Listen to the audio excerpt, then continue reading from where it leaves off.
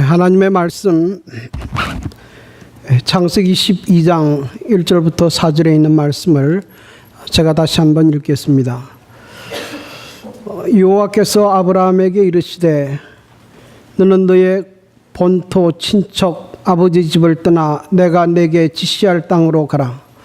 내가 너로 큰 민족을 이루고 내게 복을 주어 내 이름을 창대케 하리니 너는 복의 근원이 될지라. 너를 축복하는 자에게는 내가 복을 내리고 너를 저주하는 자에게는 내가 저주하리니 땅의 모든 족속이 너를 인하여 복을 얻을 것이니라 하시니라. 이에 아브라함이 여호와의 말씀을 쫓아갔고 롯도 그와 함께 갔으며 아브라함이 하란을 떠날 때에 그의 나이 75세였더라. 존경하는 마운틴 뷰 교회 성도 여러분, 주님 은혜 가운데 평안하셨습니까? 오늘 귀하고 복된 안식일에 또 성도 여러분과 함께 하나님 앞에 경배와 찬양을 드리게 된 것을 매우 기쁘게 생각합니다. 저는 현재 한국연합회에서 목회부와 종교자유부를 맡아서 봉사하고 있습니다. 이번 8월 22일부터 24일까지 플로리다에 있는 종교자유부 행사를 참석하기 위해서 이제 미국에 방문했다가 오늘 이 마운틴 뷰 교회를 방문하게 됐습니다. 오늘 이 귀한 시간에 특별한 말씀을 전할 수 있는 기회를 주신 우리 임정 목사님에게 특별한 감사를 드립니다. 그리고 또 약 6년 혹은 7년 됐지만은 우리 또 처의 작은 아버지 되시는 우리 박인출 장로님, 오영순 집사님 이렇게 만나 뵙게 돼서 대단히 기쁘게 생각합니다. 제가 설교하는 도중에 한국 교회에 관한 여러 가지 이야기들을 조금씩은 말씀을 드리겠습니다. 작년에는 한국 교회가 꽤 혼란스럽고 어려웠지만은 2017년이 들어서 교회가 다시 안정을 되찾게 되고 또 조금씩 성장하고 있습니다. 특별히 현재 한국 교회가 직면하고 있는 외적인 어려움은 국가 시험이 안식일에 실시됨으로 많은 성도들이 어려움에 있습니다. 이 어려운 문제들이 어떻게 해결되고 있는지에 대한 이야기도 조금 말씀을 드리겠습니다.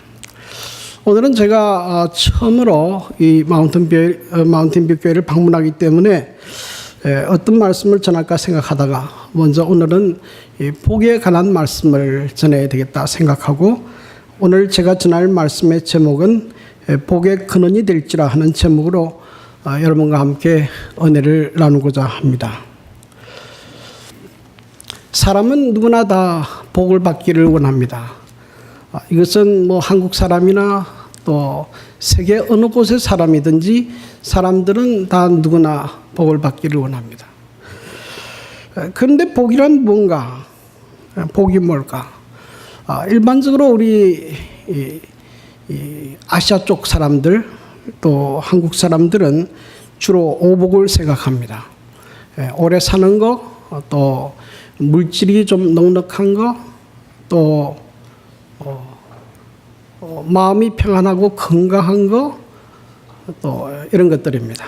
또 특별히 또 덕이 많아서 사람들로부터 존경받고 많은 친구를 가지는 거, 또 편안하게 죽는 거, 이런 것들을 복이라 그렇게 생각합니다. 그런데 대개 이런 일반적인 사람들이 생각하는 복은 전부가 나 중심입니다. 내가 잘 되는 것이 복입니다. 또 눈에 보이는 물질 중심적입니다. 그런데 이렇게 세상 사람들이 말하는 복은 그렇게 오래 가지는 않습니다.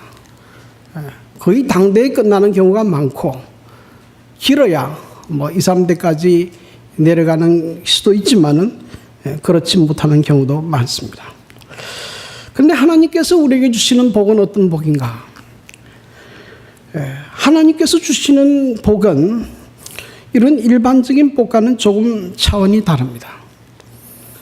하나님께서 주시는 복은 하나님께서 우리에게 복을 주셔서 내가 받은 복으로 말미암아 다 다른 사람들도 복되게 하는 복입니다.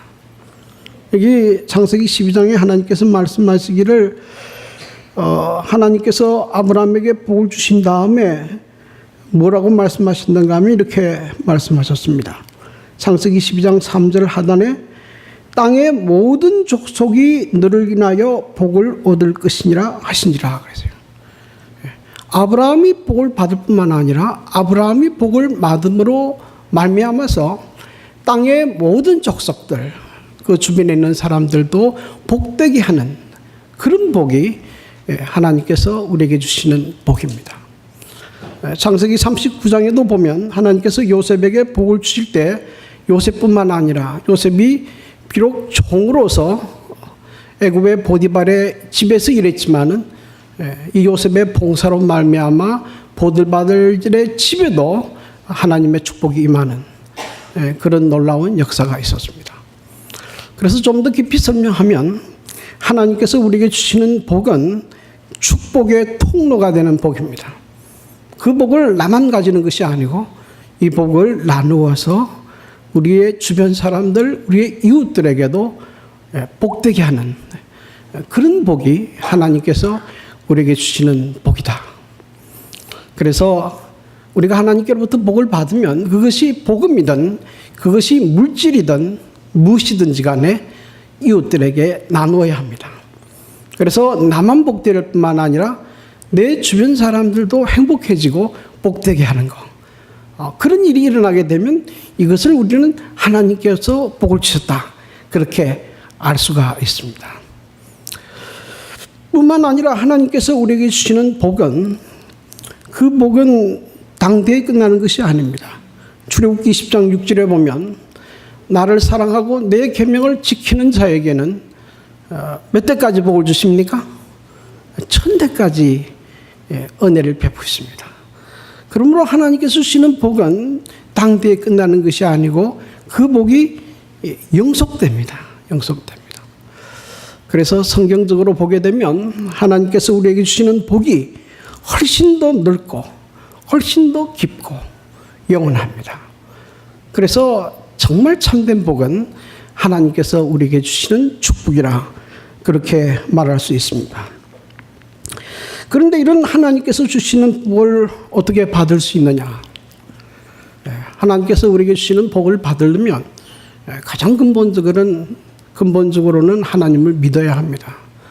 하나님께서 복을 주시는데 하나님을 안 믿고는 어떻게 복을 받겠습니까?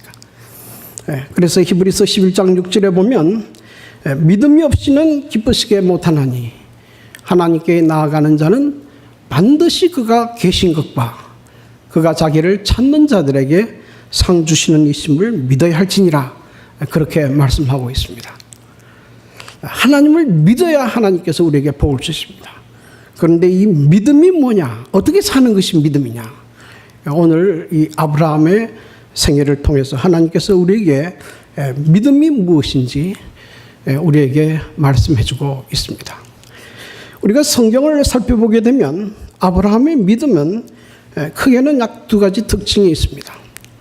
그 첫 번째는 아브라함의 믿음은 하나님의 약속을 의지하고 사는 것입니다.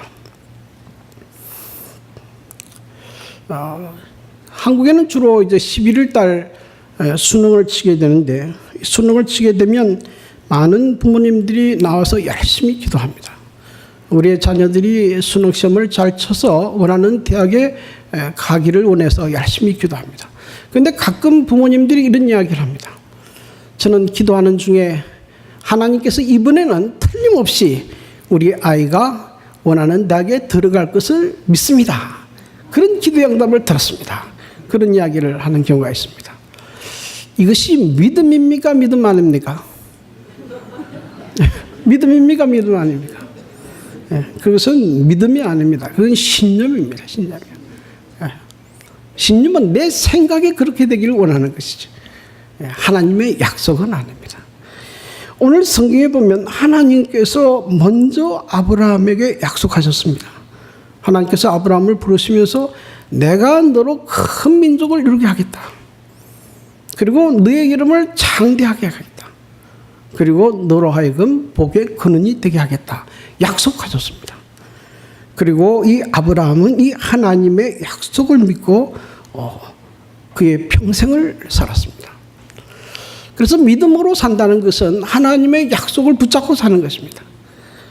여러분, 하나님의 약속을 붙들고 사는 사람과 하나님의 약속이 없이 사는 사람은 겉으로 보기에는 별로 차이가 없습니다. 하나님의 약속을 믿고 사는 사람들도 어려움을 당하고 하나님 약속 없이 사는 사람도 어려움을 당할 때가 있습니다. 그러나 그 결과는 전혀 다른 현상으로 나타납니다. 하나님의 약속을 붙들고 사는 사람은 어려움을 당할 때에도 하나님의 약속을 붙들고 그 어려움을 극복합니다. 그리고 나중에는 하나님의 약속이 그의 삶에 이루어지는 것을 경험하게 됩니다. 그러나 하나님의 약속이 없이 사는 사람은 어려움을 당하면 아무것도 오지할 게 없습니다. 그럴 때는 그 사람들은 마치 끈 떨어진 연과 같다, 그렇게 이야기합니다. 연을 날리는데 탁 끈이 떨어지면 어디로 가는지 몰라요. 그래서 성경에 보면 그 사람들은 엎드러지고 다시 일어나지 못한다, 그런 표현이 있습니다. 그러므로 여러분, 이 하나님의 약속을 붙들고 살게 되기를 간절히 바랍니다. 그런데 아브라함은 자기 생전에 하나님의 약속이 다 이루어지는 것을 보지는 못했습니다. 하나님께서 너로 큰 민족을 이루게 하겠다고 약속하셨지만은 아브라함이 죽을 때 그가 가진 자녀는 8명뿐이었습니다. 또 하나님께서 너로 하여금 그 이름을 창대하게 하겠다고 약속하셨지만은 그가 살았을 당시에는 아브라함의 이름이 그렇게 유명해지지는 않았습니다. 하나님께서 너로 하여금 복의 근원이 되게 하겠다고 했지만은 그의 영향이 아주 미비했습니다. 그런데 4,000년이 지난 지금은 하나님의 약속이 이루어졌습니까? 정말 하나님의 약속이 그대로 이루어졌습니다. 하나님께서 너로 하여금 큰 민족을 이루게 하겠다고 했는데 아브라함의 후손들이 큰 민족을 이루었습니까? 지금 중동에 있는 이스마엘, 그 아랍 모든 국가들은 누구의 후손들입니까? 이스마엘의 후손들이에요. 이스라엘 나라는 이스라엘의 후손이고요. 그리고 모든 기독교인들도 누구의 후손이라고 합니까? 아브라함의 후손입니다. 하나님께서 약속하신 대로 아브라함은 큰 민족의 조상이 됐습니다. 아브라함의 이름이 창대해졌습니까? 여러분, 이슬람을 믿는 사람들이 굉장히 많죠? 그 사람들이 제일 존경하는 인물이 누굽니까? 아브라함이에요. 아브라함. 이스라엘 사람들이 제일 존경하는 이름 누굽니까? 아브라함. 기독교인들의 믿음의 조상 누굽니까? 아브라함이에요. 정말로 그 이름이 창대해졌습니다. 아브라함을 모르는 사람이 없죠. 이 아브라함의 후손을 통해서 예수 그리스도께서 탄생하심으로 정말로 아브라함은 모든 사람들에게 복을 끼치는 복의 근원이 됐습니다. 그러므로 우리의 삶이 좀 어렵고 피곤하다 할지라도 하나님의 약속을 붙들고 살게 되기를 간절히 바랍니다. 이것이 아브라함의 믿음의 첫 번째 특징이었습니다. 두 번째 특징은 아브라함은 말씀에 순종하는 생애를 살았습니다. 여러분, 성경에 보게 되면 하나님께서 약속을 하실 때에는 약속에 따르는 조건을 말씀하셨어요. 그런데 그 조건의 말씀을 하실 때에 이 말씀에 순종하는가 그렇지 않는가를 보시고 그 사람이 믿음이 있는가 없는가를 판단하셨습니다. 그래서 성경에 보면 아브라함이 그 믿음이 3번 시험을 받게 됩니다. 그 첫 번째 시험은 너는 너의 고향과 본토 친척집을 떠나서 내가 내게 지시할 땅으로 가라 하는 것입니다. 자, 하나님께서 그로 하여금 큰 민족을 이루게 하고 내 이름을 창대케 하고 복의 근원이 되게 하겠다고 약속하셨는데 그 고향 땅에 머물러 있으면서 그 일이 이루어질 수 있습니까? 절대 그런 일이 이루어질 수 없어요. 이 하나님의 약속이 이루어지려면 어떤 일이 벌어져야 됩니까? 자기의 고향과 친척 아버지 집을 떠나 하나님께서 지시하신 땅으로 가야 합니다. 그런데 고향 땅을 떠나는 것이 쉽습니까? 어렵습니까? 여기 오늘 미국에 오신 분들은 대부분 다 이제 고향을 떠나오셨는데요.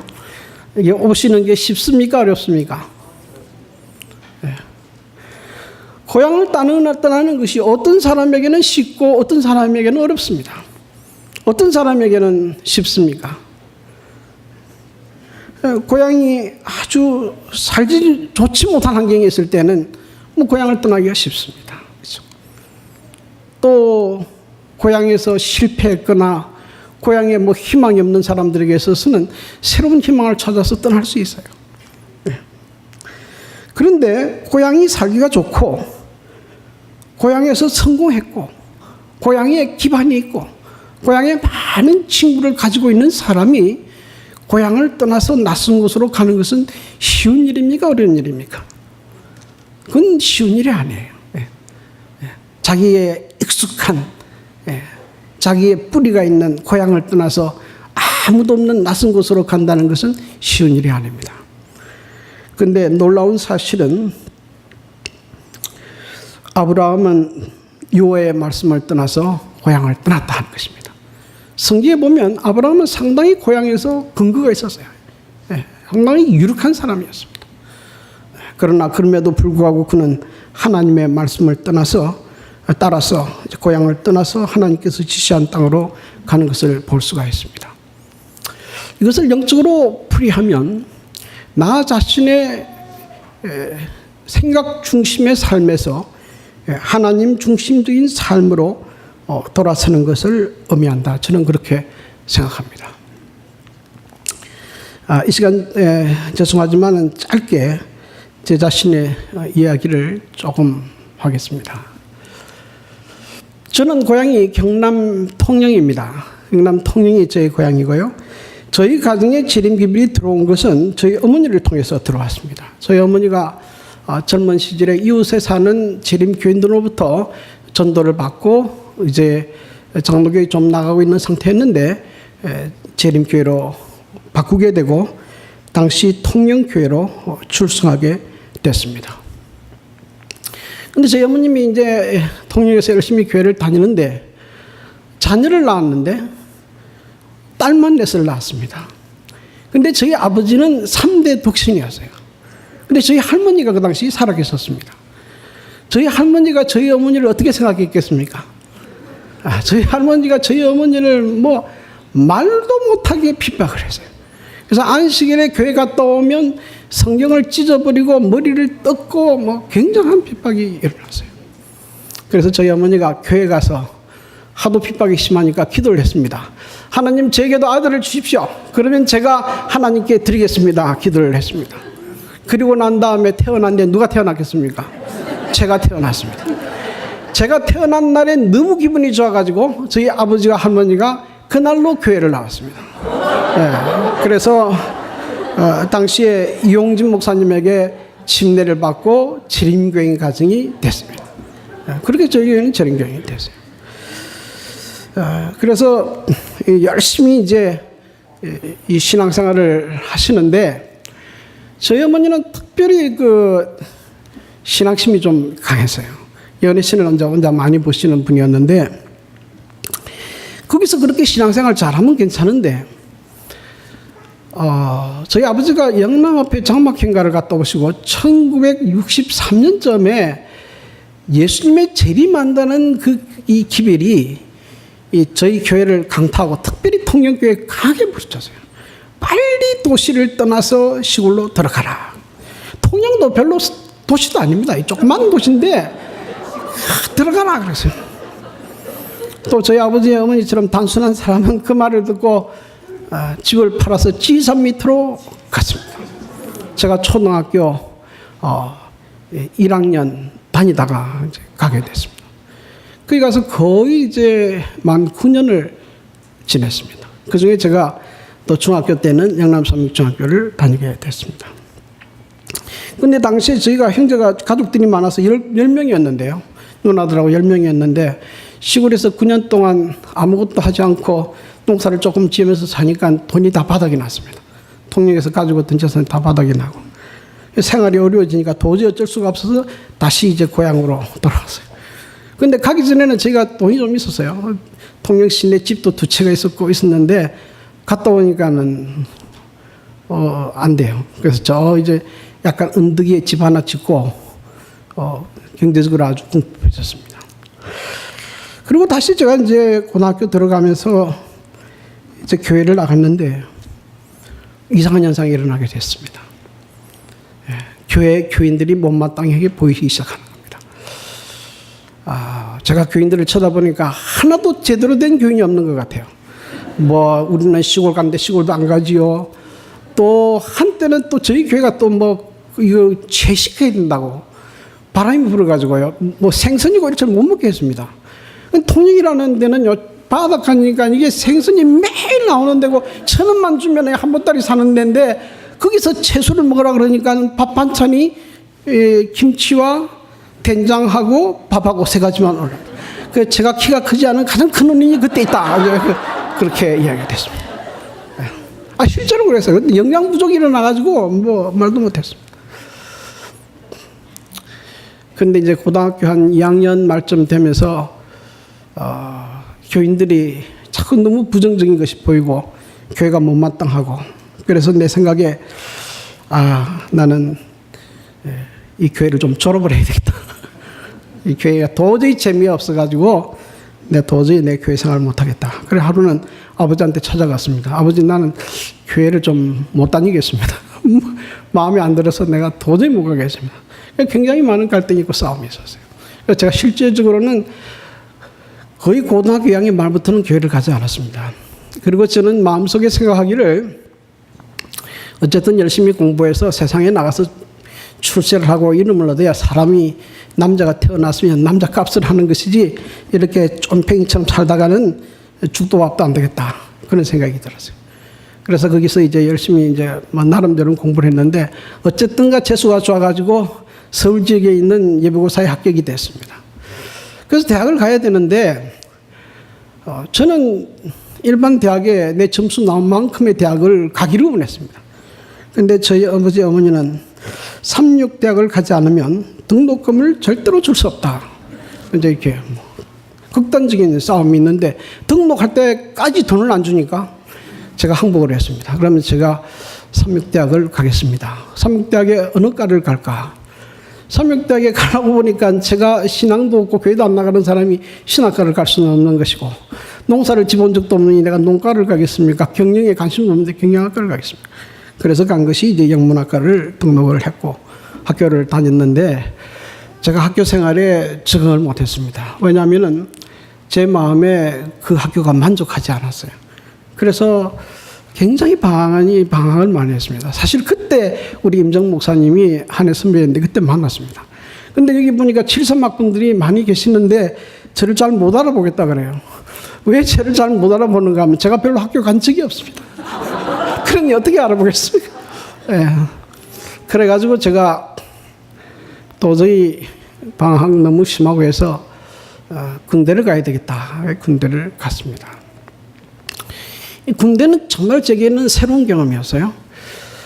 우선은 너무 훈련이 혹독했고 이 훈련이 너무 혹독하다 보니까 내가 얼마나 초라하고 연약한지를 제가 그때 깨닫게 됐습니다. 내가 굉장히 연약한 그런 존재구나. 그 다음에 또 하나 느낀 것은 뭐냐면은 이 죽음이 늘 눈앞에 있었습니다. 나는 죽으면 나하고 상관없다고 생각했는데 그 군대 가니까는 지뢰 밟으면 죽는다 그러고 북한에서 내려와서 모가지를 딴다 그러고 또 총기 사고가 일어나고 어떤 아이들은 자살을 하고 그랬습니다. 죽음의 문제가 나의 문제가 되고 그때 생각하기를 내가 이 죽음의 문제를 해결하지 아니하고 출세하고 뭐 어떤 명예를 얻은들 무슨 의미가 있겠느냐. 내가 이 죽음의 문제를 좀 반드시 생각하고 해답을 얻어야 되겠다 하는 생각을 가지게 됐습니다. 그런 생각을 하기 시작하면서부터 이제 많은 생각들이 제 머릿속에 왔다 갔다 했습니다. 사람이 이렇게 험하게 죽을 걸 왜 태어났을까? 정말로 하나님이 계셔서 이 세상을 창조했는가? 이 땅에 많은 교회도 있는데 왜 안식일 교회만 진리라고 하는데 이게 사실일까? 이런 여러 가지 많은 생각들로 머릿속이 굉장히 복잡해졌습니다. 그런데 제가 이제 밤에 주로 하는 일이 이제 38선을 지키는 이제 그 철책선을 지키고 있는데요. 그 38선에 밤에 보초를 서면 보이는 게 아무것도 없습니다. 밤에 나가면 뭐 보이는 게 없죠. 하나 보이는 게 있습니다. 뭐가 보입니까? 예. 밤에 보초를 서면 하나 보이는데 그것이 하늘에 많은 별들입니다. 저는 옛날에 하늘에 많은 별이 있다는 건 알았지만은 그렇게 많은 별이 있다는 걸 별로 모르고 살았어요. 근데 산 꼭대기에 올라가니까 별이 너무 많아요. 너무 많아요. 그래서 제가 처음에 보초 설 때는 야, 별도 많다. 그렇게 생각했습니다. 별이 많다. 이렇게 별이 많은 줄 몰랐는데 별이 너무 많구나. 근데 조금 더 시간이 지나니까 이렇게 많은 별들이 다 궤도를 따라 돌아요. 하나도 부딪히지 않습니다. 신기하지 않습니까? 그리고 중요한 것은 이 별들을 누가 만든 것이 아닙니까? 사람이 만들지 않았어요.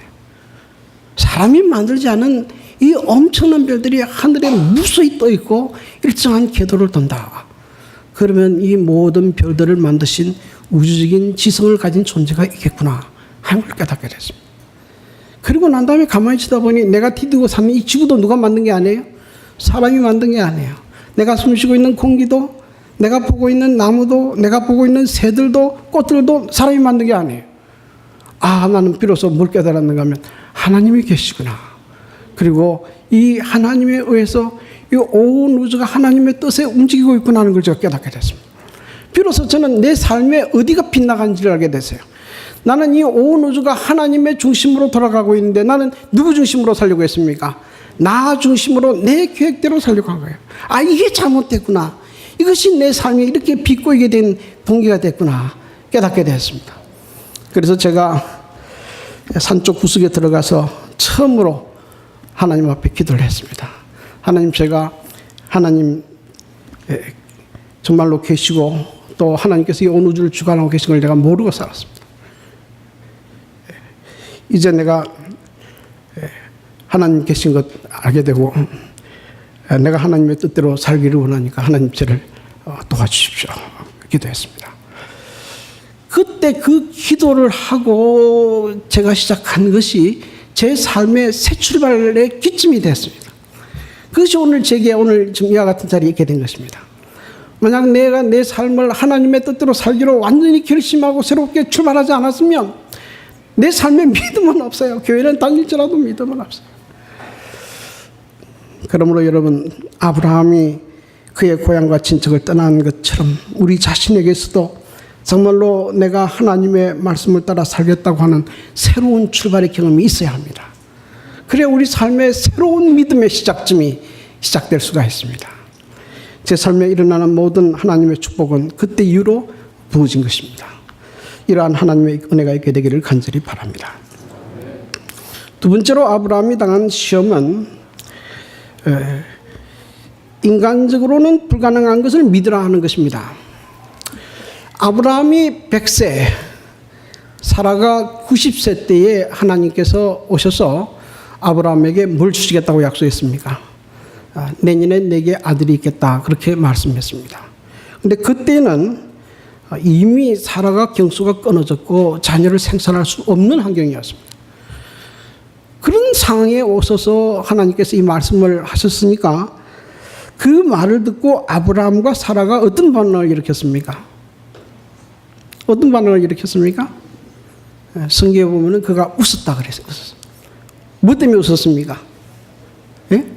너무 기뻐서 웃었습니까? 예, 너무 기가 막혀서 웃었습니다. 예, 우리말로 하면은 하나님도 웃긴다, 그렇게 하고 웃은 것 같아요. 예. 여러분, 아브라함이 믿음으로 살았지만은 아브라함의 생애를 보면 아브라함의 믿음도 많은 경우에 휘청거린 것을 볼 수가 있습니다. 그가 하나님의 말씀을 따라 고향과 친척을 떠나서 하나님께서 지시하신 곳 가나안 땅에 갔지만은 그 가나안 땅에 기근이 들었으니까 그가 그곳에 더 이상 머물질 못했어요. 그리고 또 어디로 갔는가 하면 애굽으로 내려갔습니다. 거기 가다가 큰 어려움을 당했죠. 그래서 그의 애굽으로 내려가다가 또 부인을 또 누구라고 속였습니까? 너희 동생이라고 속이고, 그래서 부인을 뺏길 뻔하다가 또 하나님의 도우심 들어오게 됐습니다. 하나님께서 그에게 자녀를 주겠다고 약속했지만은 그 약속을 믿지 못해서 또 사라의 첩 하갈을 또 취해서 이스마엘을 낳는 그런 실수도 범했습니다. 또 하나님께서 내년에 아들을 주겠다고 약속했지만 믿지 못해서 웃고 믿지 못하는 그런 모습을 볼 수 있습니다. 여러분, 우리가 하나님의 말씀대로 믿음으로 산다고 해서 우리의 믿음이 늘 확고하고 안정된 신앙을 가지는 것은 아닙니다. 때때로 우리의 믿음이 흔들릴 때가 있고 넘어질 때가 있고 좌절할 때가 있습니다. 그러나 그럼에도 불구하고 하나님께서 아브라함을 버리지 않았어요. 참 놀라운 일 아닙니까? 여러분, 로마서 4장에 보면 이런 말씀이 있습니다. 로마서 4장에 보면 이렇게 기록합니다. 그가 백선하되어 자기 몸에 죽은 것 같음과 사라의 태에 죽은 것 같음을 알고도 믿음이 약하여지지 아니하고 믿음이 없어 하나님의 약속을 의심치 않고 믿음에 견고하여져서 하나님께 영광을 돌리며 약속하신 그것을 또한 능히 이루실 줄을 확신하였으니 그러므로 이것을 저에게 의로 여기셨느니라. 이거 보니까는 아브라함이 뭘 믿었습니까? 처음에는 못 믿었지만은 나중에는 이 하나님의 약속을 믿고 그 다음에 이삭을 얻게 되고 그래서 이제 그 가정에 하나님의 축복이 임한 것을 이제 보게 됩니다. 그래서 때때로 우리가 넘어진다 할지라도 다시 일어나서 믿음을 붙들게 되기를 간절히 바랍니다. 그런데 하나님께서 지금 아브라함에게 요구하시는 믿음은 어떤 것입니까? 어떤 믿음을 요구하신 것입니까? 인간으로는 불가능하지만은 하나님께는 가능하다는 것을 믿으라는 것이에요. 이 믿음을 요구합니다. 그런데 이런 믿음을 가지는 것이 그렇게 쉽지가 않아요. 이런 믿음은 언제 배우게 됩니까? 이런 믿음은 인간 궁극에서 배우게 됩니다. 인간으로는 어찌할 수 없는 환경에서 오직 하나님께서만 어떤 일을 행하실 수 있을 때에 비로소 기도하고 그 일이 이루어지면 이것이 하나님의 역사라는 것을 깨닫게 됩니다. 제 삶에 있어서 그런 역사는 군대에서 일어나게 됐습니다. 이어져서 제가 그때 하나님 앞에 기도하고 하나님의 말씀대로 이제는 제 삶을 살기로 결심했지만은 그 군대에서 그 당시 하나님의 뜻대로 사는 것이 쉬운 일이 아니었습니다. 쉬운 일이 아니었어요. 제가 훈련 그 자대 배치되고 난 다음에 갑자기 마음이 변화가 일어나서 중대장에게 찾아가서 안식일을 지키겠다 또 인사계장에게 이야기했지만 그들이 허락하지 않았어요. 그들이 가끔 시간을 주는 것은 내무반에 가서 혼자 기도하라고 하는 정도 외에는 방법이 없었습니다. 그리고 제가 전방에서 훈련을 받을 때 제일 제 마음을 괴롭힌 것이 뭐냐면은 이 총금수를 하는 것이었습니다. 이제 M 소총에다가 대금을 꽂아가지고 매일 이 총금수를 하는 것이었어요. 그래서 제가 하나님 앞에 기도하기를 하나님 제가 국방의 업무는 다겠지만은 이렇지 아니한 방법으로 정말 안식일을 지킬 수 있고 또 교회에서 봉사할 수 있는